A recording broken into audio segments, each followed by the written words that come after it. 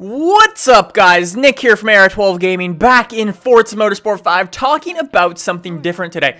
So I posted a Watch Dogs video earlier in the week, and a lot of you guys wanted me to speak about the crew. So that is exactly what I'm going to do today. Unfortunately, there won't be any gameplay of the crew or any pictures of it just because of copyright. I don't want to mess around with any of that. But I will include all the links in the description below that I talk about, and you can check them out for yourself. Anyways, what I wanted to talk about today is where the crew sort of stands in the market.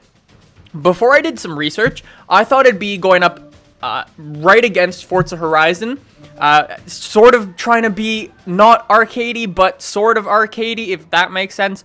Like, it wasn't a simulation game, but it wasn't an arcade game, you know? If we put it into perspective, on the top of the scale, closest to a simulation would be sort of Horizon. That'd be the closer end, and the lower end would be Need for Speed, in my view. I know they're both sort of not simulators in a sense, but anyways, that's how I'm going to call them for right now. Anyways, the crew is sort of in between those two games. It's not arcadey, but it's also not a simulator. So if you want to check out their website, I was browsing around on their website, and I went to look at the cars that are currently in the game. You can actually look at, they actually have quite a few cars in the game. Anyways, if you go to the Chevy Camaro SS, you can view all the different upgrades you can actually do on the car. Now, this is why I think it's sort of like in that middle ground. It's because, you know how Forza Horizon, you could upgrade pretty much anything you wanted within the engine. That's why I'd put it more as a simulator, you know, but it's not really a simulator. But you could upgrade things. You could upgrade pretty much every part of the engine you wanted. In Need for Speed, you can't really do that, so that's why that's down on the arcade section. Now, the crew is sort of in this awkward middle stage. It's like, you can upgrade your car, but what you can do is there's only like 6 possible things you can do to your car, from what I believe right now. So, like, there are these tuning specs on the cars, so you can get the fully stock version. So go on the Camaro SS on their website right now. Link will be in the description. So go on the Chevy Camaro SS, and you can see the full stock tuning setup. That's basically just a stock Camaro, blah, blah, blah, blah, blah.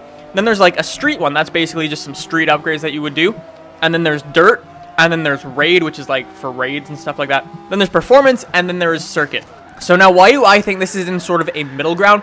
It's because instead of upgrading every part individually, they're sort of grouped together. So if you want a dirt racing car or a rally car, you choose the dirt option. If you wanted, say, a performance car, you'd get the performance package. Anything like that. So it's not really as in-depth as Forza Horizon, I would say, but it's also a little bit more than what you would get with Need for Speed, for instance. Also, there was a picture that I saw. I was just browsing their website, and there was a picture where I don't know if it was or wasn't, but there was nitrous in your car, I believe. It was like this huge fire coming out of the exhaust. I don't know. I would assume that's nitrous. Like, it was... I will find the picture, and I'll include it in the description, but... It sort of looked like nitrous. You know how in GTA, when the thing is counting down, and if you press it at the right moment, you'll get like a boost off the start? It sort of looked like that because it was at the very beginning of the race, so I don't know. It's going to be very interesting to see where this sort of stands in the market in terms of racing games, because you have Forza Horizon with a rumored Forza Horizon 2. You have, and then you have Need for Speed, which keep releasing games whenever the hell they damn well please. So it's going to be interesting to see where this stands and what is going to make it unique. Right now, it just looks like the open world and the entire United States is going to be their selling point, but it's definitely going to be very interesting to see why you would buy this, for instance, over Need for Speed, or why would you buy this over Forza Horizon. It's going to be very interesting to see what actually their main selling point for it is going forward, because as we're getting closer to the date, they're obviously going to have to push that into our minds a little bit more, and it's going to be interesting to see what they do at E3 and stuff like that. But as of right now, I'm very interested in this game. It's going to be something cool that hopefully reminds me, goes back to the roots of Test Drive Unlimited. That's where I'm hoping this sort of fits in. So you have like those upgradability presets already. I'm really hoping that's where this thing fits into the market, sort of like a Test Drive replacement, if that makes sense. And then Forza Horizon will stand on its own, basically doing what it's been doing with your as customizable as you want it to be, basically. This is sort of like your presets are already done for you. But there was also some confusion. There was like a companion app where you can apparently upgrade things individually. It was very confusing.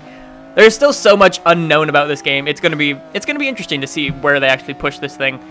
going into the future. And you have Need for Speed, which is your Need for Speed, which pretty much always does well. So yeah, like I said, it's going to be interesting to see where this goes moving forward. It's going to be very interesting to see what they do at E3 in next month, actually. So anyways, guys, that is my sort of take on the Crew right now. I'm sort of, yes, I'm going to get it. Yes, I'm going to do Let's Play, blah, blah, blah, blah, blah, blah, to answer all your questions. But yeah, it's going to be very interesting to see where this sort of sits in the market, if that makes sense. Anyways, guys, hopefully you've enjoyed. Hopefully you're a little pumped up for the Crew. If you have any information about the Crew that I didn't mention in this video, let me know in the comments down below. Also, let me know what feature of the Crew you're most excited about, because that's going to be the main thing about this game for what positions it in the market and why you're going to buy it. So anyways, guys, let me know that in the comments down below. Anyways, if you've enjoyed, subscribe and like and stuff and things, and I'll see you in the next one.